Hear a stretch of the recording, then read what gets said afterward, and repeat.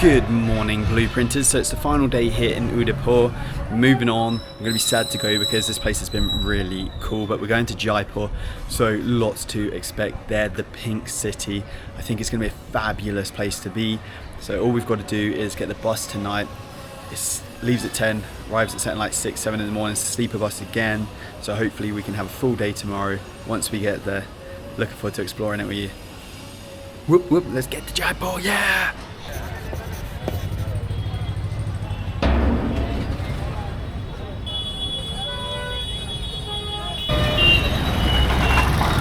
So we've been dropped off at the bus station, which is really useful. Waiting for the bus now, I don't think it'll be long. And then we've got an 8-hour ride to Jaipur from Udaipur. We're going from this place here, MR Travels. Yeah, MR Travels. And then from there, we go this way or that way. I'm not sure which way we're going exactly, but one of the two ways. In fact, this might be the bus now. That's a local bus. But once we work out which bus we're on, these guys have said they'll show us which one, so hopefully they will. Then we will be on the road again and moving to Jaipur, baby.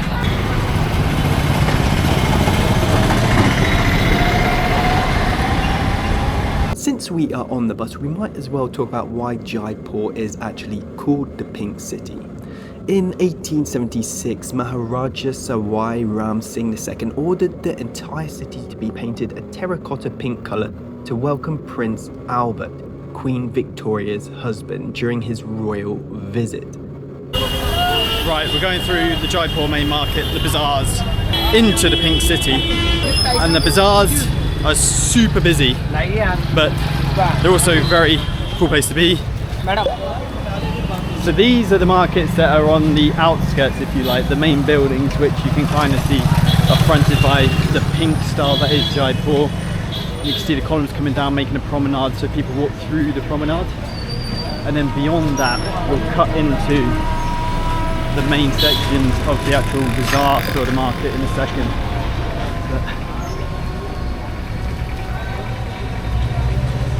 Fabric. Down here now, I do believe. Huh?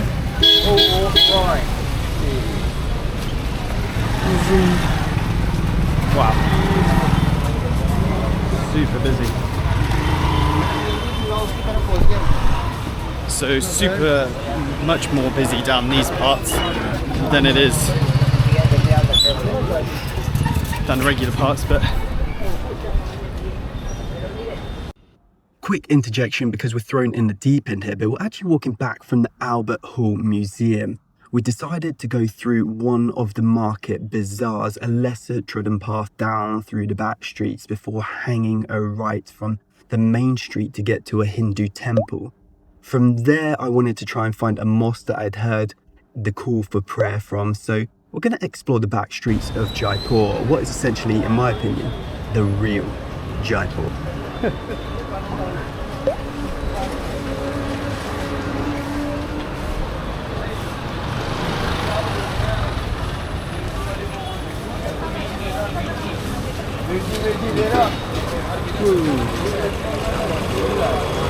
Some air inside.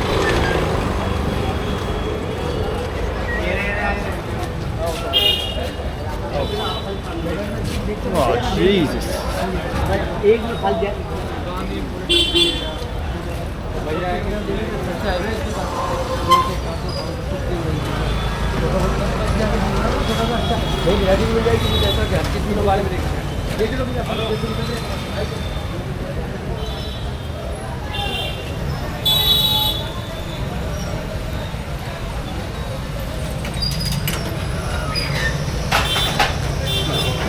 Traffic jam.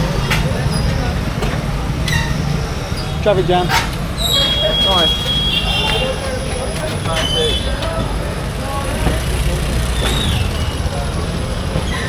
What the?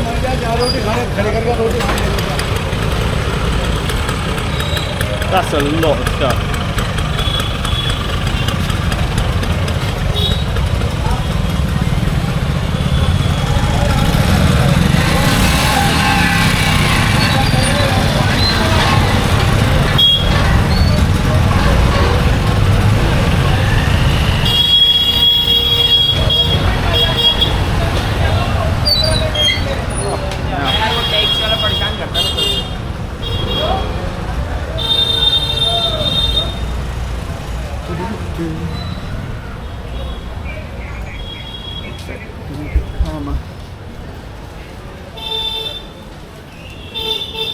That's the little cows. Cute little cows.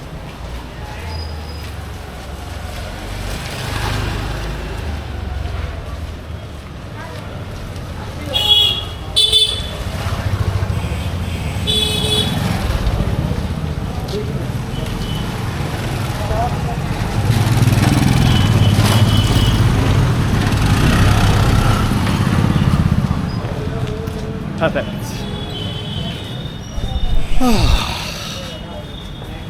That is basically what most of these streets look like as you walk through them. They are busy, they're chaotic, they're fun, they are crazy. You have to look both ways before you cross the street in case you get whacked by a scooter like that guy. Cool shops like that everywhere. Welcome to Jaipur Bazaar, I guess. These streets are actually a lot less chaotic than the ones closer to the Pink City, which I'll show you when we get out the other end of this street. Look at these guys.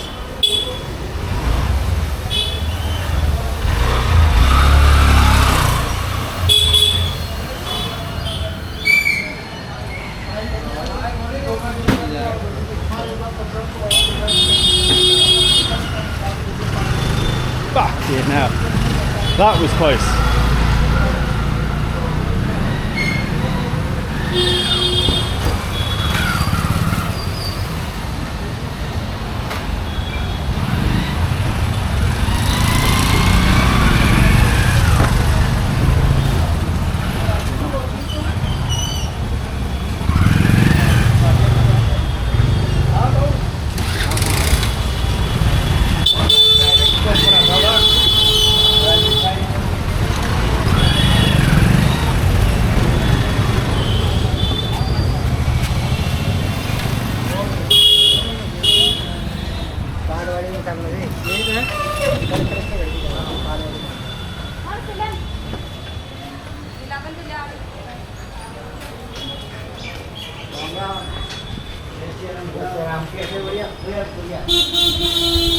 Those weird little moments of really beautiful little pieces of architecture as you're walking down crazy places like this always blow my mind. Here's another.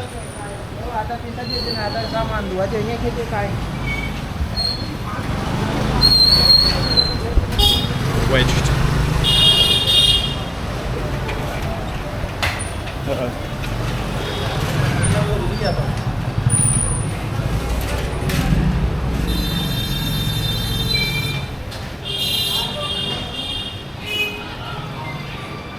The monkey. I saw one earlier. Did you? Yeah, on the cake. This is a trike.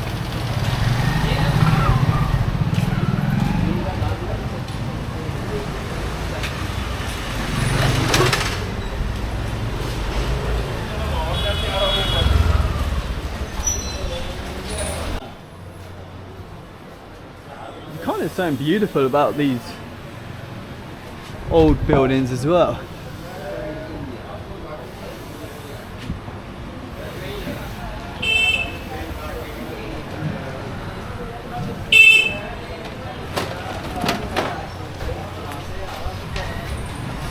Lots of different infrastructure go out. So we're about to get to the street front again and you're about to see everything change. Right now I would say this is relatively quiet. Yeah, you may be thinking, is he serious? This is quiet? But you wait until we get out of the front here.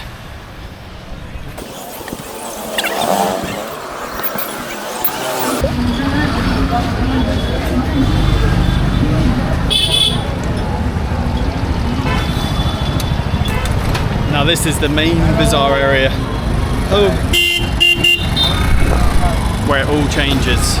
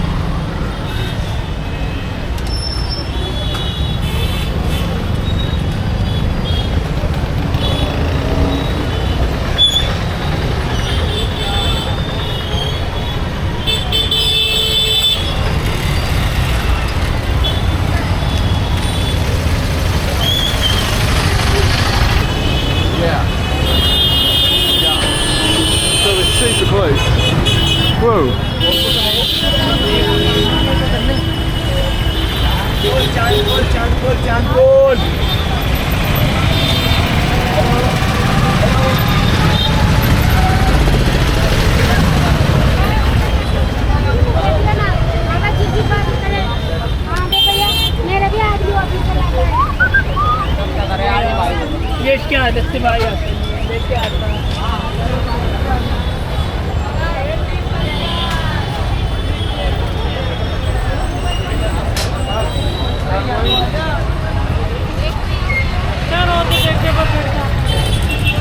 We need to cross the road at some point. Yeah.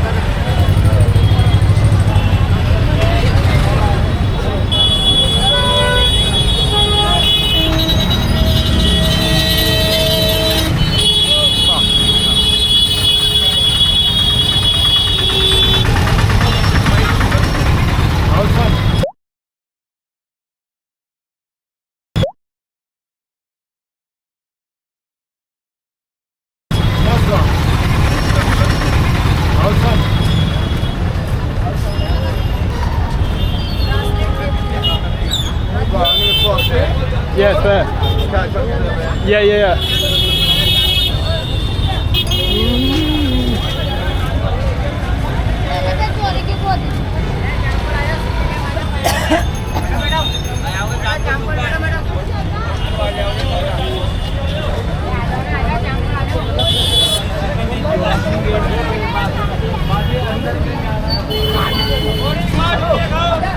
So now the fun bit of crossing, or somehow trying to cross the road, which in India is never our last, but we're going to do it. We usually do.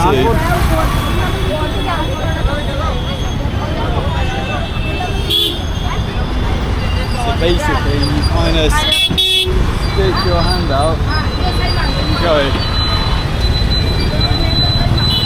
There's one road crossed, now I've got to do this one. Ugh.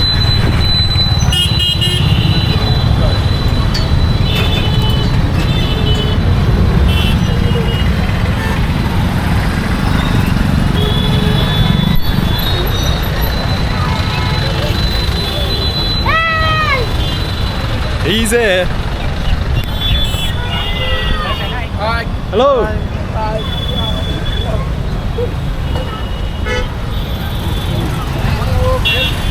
Oh, good, thank you. I'm just over here.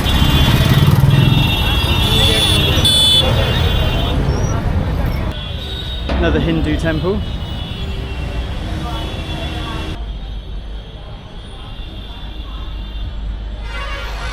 It's actually closed at the moment, which is just giving me a respite from the street, which is really nice. But you can see another ancient Hindu temple here. Absolutely beautiful. It's closed off. There's no one else here. It's kind of interestingly nestled into the rest of Jaipur and the market.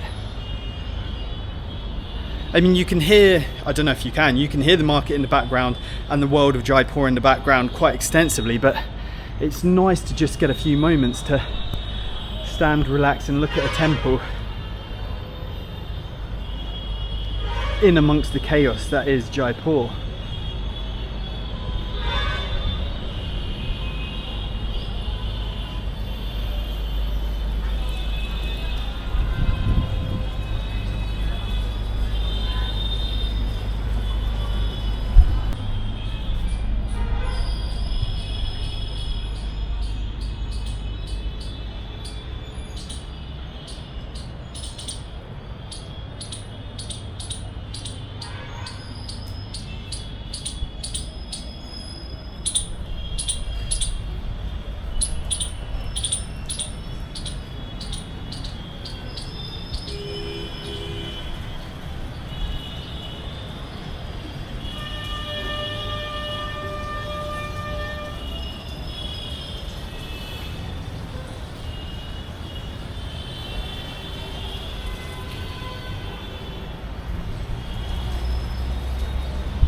I guess that's the thing that's nice about these temples. Quite often they can just remove you from the busyness of India and just give you that brief moment to breathe. Really nice. While we're here actually outside the temple, the interesting thing about these markets is they're actually kind of double layered. I don't know if you can see this, but the metro's here but then you've got the actual first layer of the markets here, and then another layer at higher level. And you can see people around me and next to me here at this level. Everybody's selling stuff. You've got the main vendors down here in the main square, or off the roundabout here, the main vendors, and then there's like a secondary set of people all selling something at a higher level. And that seems to happen across, I don't know if you can see across here as well, but then there's even a third level look up here. Rajvesh Wholesale, which is a third layer of market space. And then the absolute chaos of Jaipur below, that's Hawa Majal over there, which we've seen already. And then you can see the pink city really being kind of doing what it says on the tin. It's very pink. You can see why they call it the pink city. And then up there is Nagara Fort, which I think we will go to later on. We'll go to at some point right here because apparently it's a sunset point. But up here again, you can see they're selling goods here. So it's a super busy place, super dynamic, but you can kind of really tell and understand why they call this the bazaar, because it is unbelievably busy. There are people selling things left, right and centre, and it is very chaotic in that very India-like way. Anyway, let's get back into the chaos and go and find some more trouble while we're here. When you look at these sections here, you can really see why it's called the Pink City. I mean, it's pink, it's kind of like an amber, a burnt orange across the road here. Perhaps more pink over there, but here it's definitely more orange, and you can just see everything here is, there's the temple we've just come from. Everything down here is pretty layered, pretty chaotic, very orange. Oh, there's a gap in the road, that never happens, so let's cross. And is that double layer I was talking about. You can see this guy's working up here in the jewelers. I've just seen a guy, the jewelers. I've just seen a guy pop out from here, and there's just like a double layer of city life, and it's really interesting. Hello, cow. Sitting in the middle of the street, but it feels really dynamic and really happening. But it also feels like there's a lot more on top of you, because quite literally there is a lot more on top of you. And this street frontage just seems to go on forever down the road. You can actually see a Hindu temple all the way on the top here. But those markets just keep going and going and going. It's absolutely crazy. But then I guess when you've got a population this big, everybody needs to be fed, everybody needs clothes, so maybe there is always competition, or maybe there is always a market for what you're selling. Okay, so we're one layer back, we're one street back from the main bazaar now, and it gets a bit quieter again, and generally you can see that it's a lot easier to walk down here than it is anywhere else. But I'm hoping this is going to pop me out to a mosque that I keep hearing the call for prayer, and we'll go and see if there is one there. You can see that the demographic here has actually changed as well, which is super interesting, and that happens a lot in India. It feels like sometimes, excuse the cliche, but a total melting pot of people in one place, and Jaipur is no exception. You can find mosques, Hindu temples. It wouldn't surprise me if there are any churches here. I imagine there probably are, but let's keep walking down here and we'll see if we can find the mosque.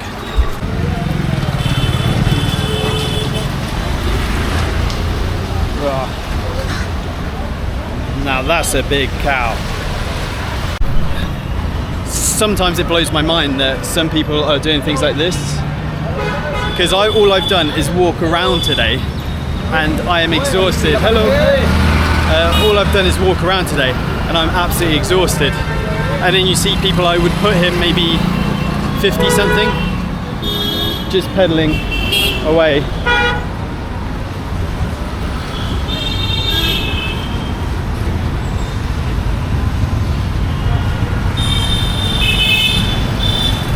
Trying to make an income, trying to make a buck, but bloody hell, that is hard labour. Fair play to him, good luck to you, sir. That's all I can say to that. So, here is the mosque. Now, I would call that pink, but I walked straight past it earlier, and I can't remember where it was. I think down by that yellow sign. I think I just walked straight through there where that you turn left. But this is the mosque, super close to a lot of Hindu temples around it, which is what I mean. There is a real melting pot of culture and different things here. That's it there. Not going to lie, I was kind of hoping for something a bit more spectacular here, but you can't win them all. You can see the tannoys that call to prayer in the mornings and the evenings. We can definitely hear them from where we are just down the road. Welcome to Hawa Majal.